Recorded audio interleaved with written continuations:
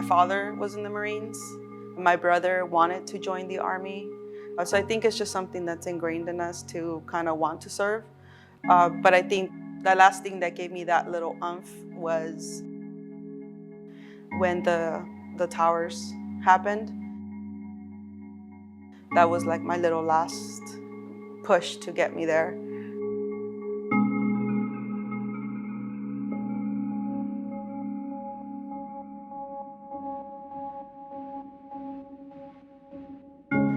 I called a recruiter, and the first one who responded back was the Army recruiter, so that's where I went. 9/11, at first I didn't quite understand it. I was in college. I got ready to go to class, and it was just so grim coming out of my dorm and looking outside. It was completely empty. I saw one lonely person sitting right underneath. There was a flagpole, and the US flag was flying over this girl. And she was sitting there and she was crying, but I didn't get it why.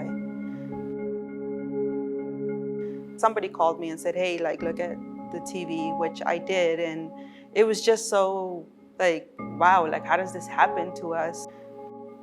We're too strong of a nation for these things to happen to us, but yet we were completely broken in that moment. Joining the service was always something I wanted to do. When I turned 18, I told my parents, like, hey, I'm gonna go join the service. And my dad was like, no, you're not, you're going to college. So I got them their certificate, you know, the diploma they wanted. And I went. Anger that got me to get to that point and be like, you know, I want someone to pay for it, and I want to be able to protect like my country, my nation. I was deployed several times, so I was in Guantanamo, Kuwait, Afghanistan. I was a military police, and then I promoted to a military police investigator, which is civilian side is kind of like a detective.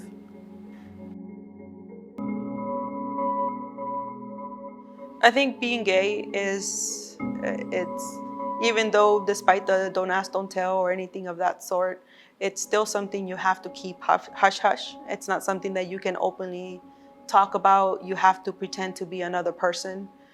I think the treatment of females should be more equal. I mean, we're there for a reason and we made it there. We went through the same boot camp as everybody else, and open up those conversations of the way that females are treated in the service. There's still a long way to go in terms of gay service members. There's, I think, even more of a challenge than someone's gender and someone's race.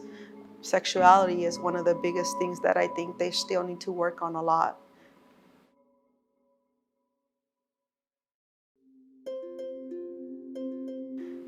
What I do now is I work with Los Angeles County Department of Military and Veteran Affairs.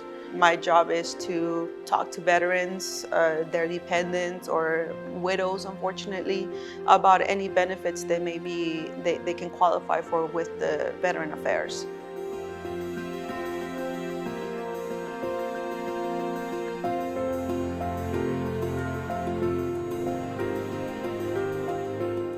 I myself was homeless at one point in time, and I think if I would have known about my benefits before that, I never would have ended in that place.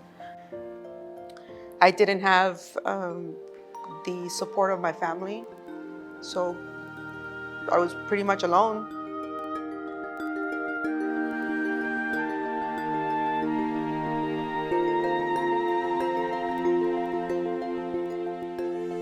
What got me out was one person extending their hand out to me and saying, hey, like, what are you doing? You need to stop. Luckily now I have a house, you know, I bought a house and I have my family. I'm a year sober. The advice I have for the next generation is just to do it. There's no doubt about it. I would do it all over again. My biggest regret is getting out. I shouldn't have gotten out.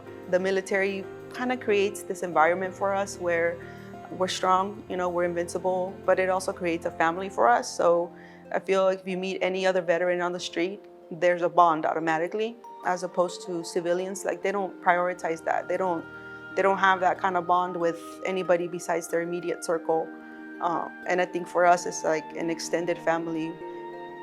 With the 20th anniversary of 9/11, I think it's just, I still feel the same way. You know, it still makes me mad to see it. It still brings up those emotions. You know, the fact that I can recall that one person sitting underneath our flag crying. Um, it's it still hits home. You know, it's still powerful.